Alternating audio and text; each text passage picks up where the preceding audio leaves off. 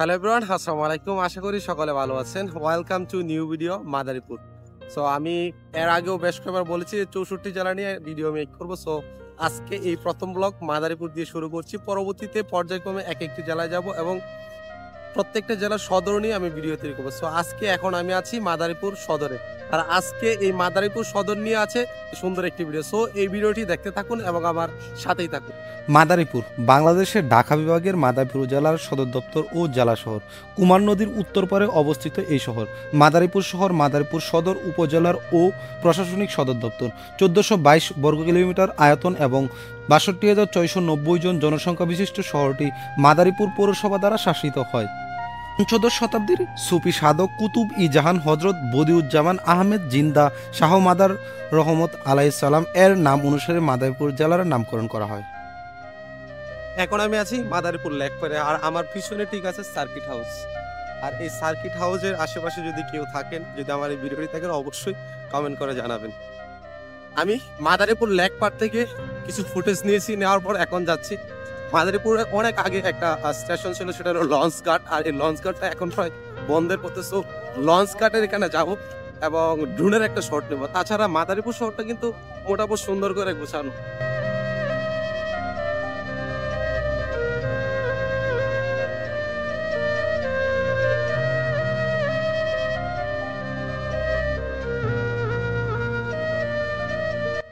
আমি এখন যে জায়গাটা আছে আমার পিছনে ঠিক মাদারীপুর পুরাতন জেলখানা। এখন এটা প্রায় পরিত্যক্ত, কারণ হলো কি এই জায়গায় এখন আর আসামিদের রাখা হয় না।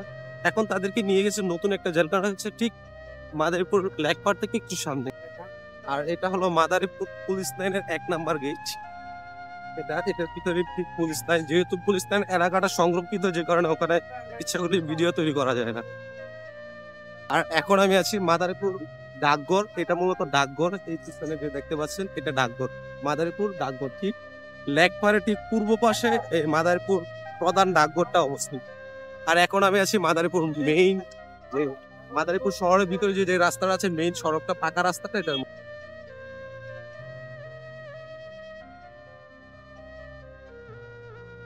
আর এটা হলো মাদারীপুর গণপূর্ত বিভাগ। এটার মধ্যে গণপূর্ত বিভাগীয় প্রকৌশলী কার্যালয় মূলত এটা।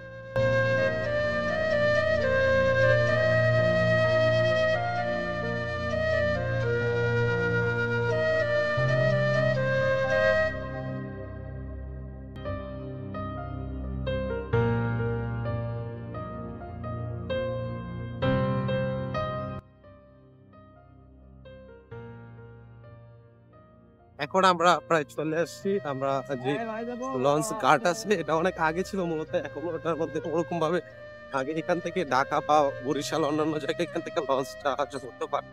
এখন পর্যায়ক্রমে যেহেতু পদ্মা সেতু ব্রিজটা হয়ে গেছে, আরো বেশ কিছু ব্রিজ হয়ে যাওয়ার কারণে এখানে প্রায় এই ঘাটটা প্রায় বিলুপ্ত। এখন ছোট ছোট কিছু নৌকাগুলো মূলত চলাচল করে এখানে। এখন আমি আছি ফেরিঘাটে, আর এখান থেকে মূলত এটা লঞ্চ ঘাট ছিল, বাট পর্যায়ক্রমে এখন আর ওরকম ভাবে লঞ্চ এখান থেকে ছাড়া হয় না বা ছাড়ে না, কারণ যাত্রী অনেক কমে গেছে। কারণ হলো কি, ওইদিকে পদ্মা সেতু বৃষ্টি হওয়ার কারণে এদিকে অনেকটা যাত্রীর চাপ কমে গেছে। আর এখান থেকে শুধু ওই পাশে যে জায়গাটা দেখতে পাচ্ছেন, ওখানে কিছু লোকজন জাস্ট ফেরি দিয়ে পারাপার করে, ওই যে দেখতে পাচ্ছেন যে ফেরি ইউজ করে বা নৌকা ইউজ করে ওখানে জাস্ট যাওয়া আসা করে। আর আমার পিছনে একটি ঠিক ফেরি আছে, সেখানে ভারী যানবাহন যদি হয় কি ওই দিক থেকে ওই পারে নিয়ে যেতে হয়, তাহলে এই জায়গাটাতে মূলত ওনারা এই ফেরিটা ইউজ করে। এরকম না, বেশ কয়েকটা ফেরি থাকে, বেশি ওই পারে শুধু নামানোর জন্য এটা ব্যবহার করা হয়।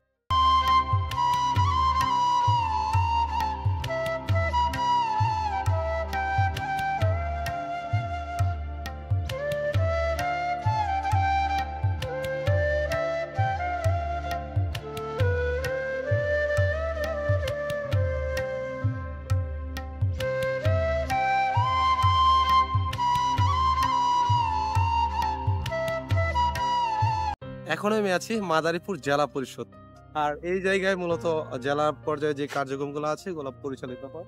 আমার পিছনে ঠিক মাদারীপুর জেলা পরিষদ।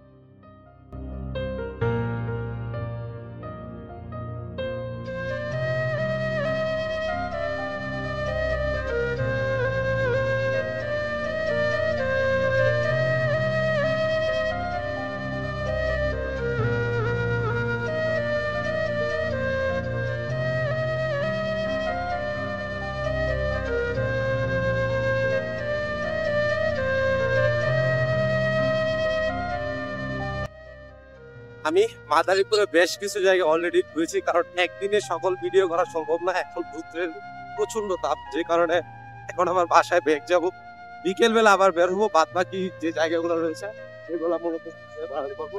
আর এখন আমি লেকপাড়ের পাশ দিয়ে ঠিক চলে যাবো শাহজাহানকার সার্বিক হোটেলের সামনে, ওখানে আমি বাসায় আজকে আপাতত স্টে করবো করে পরবর্তীতে। আর আমার পিছনে এই জায়গাটা মূলত জেলা দায়রা জজ মাদারীপুরের বাদ নৌবাড়িটা, আর এটার পাশেই আমাদের মাদারীপুর পুলিশ সুপারের কার্যালয় আছে। এটা আমি ঠিক সামনে পড়েছে আমার সম্ভবত, কারণ কি আমি এই এলাকায় তো যদিও বেশ কয়েকবার এসেছি, ভাবে করা হয় নাই, গবেষণা করা হয় না, কিন্তু আজকে যেহেতু ভিডিও তৈরি করতেছি তাই সবকিছু আমার নিজেরও চেনা হচ্ছে। আর এই হলো পুলিশ সুপারের কার্যালয়, এটা মূলত আমাদের মাদারীপুর জেলা পুলিশ সুপারের কার্যালয় এটা।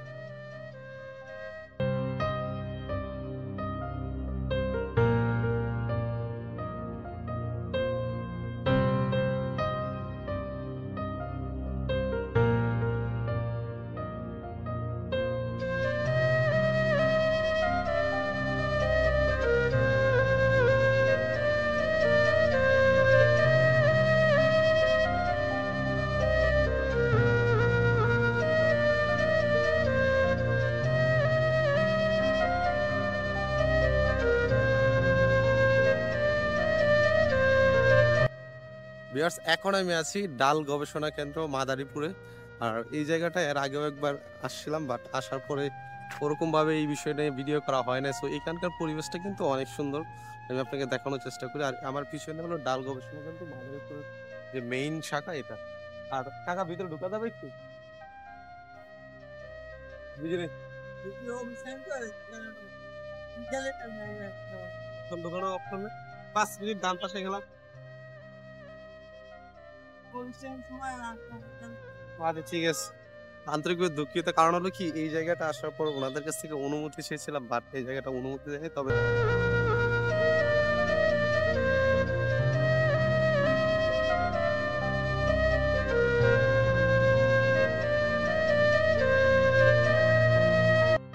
এখন আমি আছি মাদারীপুর বাস টার্মিনালে। আর এখান থেকে সারা বাংলাদেশে বাসগুলো ছেড়ে যায়। আর এখান থেকে আমি বেশ কয়েকবার, আমি যেহেতু আমার বাড়ি শ্বশুর বাড়ি যেহেতু মাদারীপুরে, যে কারণে আমি বেশ কয়েকবার এখান থেকে ঢাকায় গিয়েছি, বেশ কয়েকবার আসা হয়েছে। আর আপনারা যদি মাদারীপুর আসেন অবশ্যই এখানে এসে স্টপিং দিবে, এসে এই মাদারীপুর শহরটা ঘুরে যাবেন। তাছাড়া আজকের এই মাদারীপুরে বাস টার্মিনালটা কিন্তু অনেক সুন্দর গুছানো এবং পরিষ্কার পরিচ্ছন্ন। অন্যান্য জায়গা যেমন যাত্রাবাড়ি বলেন, অন্যান্য জেলায় যে নতুন টার্মিনালগুলো দেওয়া হয়েছে, এগুলো থেকে এই এলাকার যে বাস টার্মিনাল এটা অনেকটা গুছানো। মাদারীপুরে কেন্দ্রীয় পৌর বাস টার্মিনাল ঢাকা বিভাগের মাদারীপুরে অবস্থিত একটি আধুনিক বাস টার্মিনাল। এটি মাদারীপুর নতুন বাস টার্মিনাল নামে অধিক পরিচিত। বিশ্বব্যাংকের অর্থায়নে 2018 সালে 21 অক্টোবর এই বাস টার্মিনাল নির্মাণের কাজ শুরু হয়। 2023 সালের 14 নভেম্বর টার্মিনালের উদ্বোধন হয়। বর্তমানে এই টার্মিনালটি আছে সুন্দর এবং পরিষ্কার পরিচ্ছন্নভাবে। আর এখান থেকে মূলত সারা বাংলাদেশে এই টার্মিনাল থেকে যাতায়াত করা যায়। জেলা প্রশাসকের কার্যালয় মাদারীপুর হচ্ছে একটি সরকারি কার্যালয় যা মাদারীপুর জেলার প্রশাসনিক কার্যক্রম পরিচালনা করে। এই কার্যালয়ের মাধ্যমে বিভিন্ন নাগরিক সেবা, ভূমি সংক্রান্ত কাজ এবং অন্যান্য সরকারি কাজ সম্পাদন করা হয়। তাছাড়া এখানকার পরিবেশ কিন্তু খুবই সুন্দর, যা আমাকে মনোমুগ্ধকর করে তুলেছে। হাঁটি হাঁটি পাপা করে এখন আমি আছি জেলা পরিষদে। আর জেলা পরিষদের যে সুন্দরভাবে গুছানো চিত্রগুলো এগুলো ধারণ করেছি। তাছাড়া আমি কিন্তু এখন আছি ইতালির প্রাণকেন্দ্র রুমে, কারণ মাদারীপুরকে কিন্তু বলা হয় ইতালির শহর। তাছাড়া মাদারীপুরে এখন যে পরিমাণ লোক ইতালিতে আছে, আমার মনে হয় আজ থেকে 10 বছর পরে একসময় মাদারীপুর ঠিক ইতালির মতো সাজিয়ে গুছিয়ে তুলবে, ওরকম আদলে ঘর বাড়ি তোলা হবে। সো আমরা অপেক্ষায় থাকবো, মাদারীপুর দিন দিন উন্নতি করবে, এটাই আমরা চাই। তাছাড়া আমি যেহেতু সকল জেলা ঘুরবো, তো এখন আমি মাদারীপুর আজকে ঘুরতেছি, বা পরে অন্য কোনো দিন অন্য কোনো জায়গায় যাবো। তাছাড়া আমার পিছনে আছে জেলা দায়রা জজ। আসলে কি, যখন একটা জেলায় আসা হয় সদরে, তখন চেষ্টা করি কি সবকিছু ভিডিও ধারণ করা। তাছাড়া এক ভিডিওতে সবকিছু তুলে ধরা সম্ভব। এখন আমি যে জায়গাটায় আছি এটা হলো মাদারীপুর সদরের ইটের ফুল বাজার। এখানে পদ্মা নদী বা অন্যান্য যে নদীগুলো আছে এগুলোর মাছ অ্যাভেলেবেল এই জায়গাটায় পাওয়া যায়। আর এটা প্রতিদিন 10টা বা 12টা পর্যন্ত এই বাজারটা মূলত থাকে আর কি। আর এখানের সদরে যারা বসবাস করে এটা এই জায়গা থেকে মূলত মাছগুলা কিনে থাকে।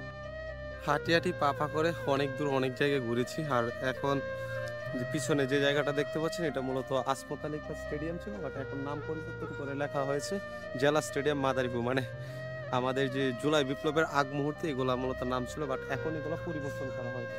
এখন এটার নামকরণ করা হয়েছে জেলা স্টেডিয়াম মাদারীপুর। আর এখন আমি এই জেলা স্টেডিয়াম মাদারীপুর পাখির চোখে আপনাদের মধ্যে এক্সপ্লেন করব।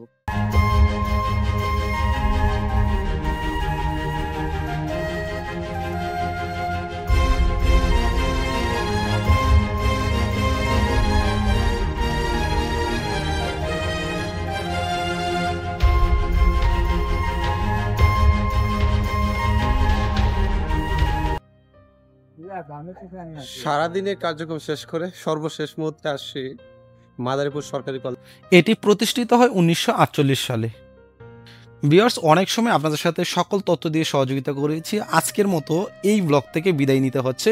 দেখা হচ্ছে পরবর্তী নতুন কোনো জেলার নতুন একটি ব্লগে। সো এই পর্যন্ত আমাকে লাইক কমেন্ট শেয়ার করে আপনারা নতুন কোনো ব্লগ তৈরি করতে সহযোগিতা করুন।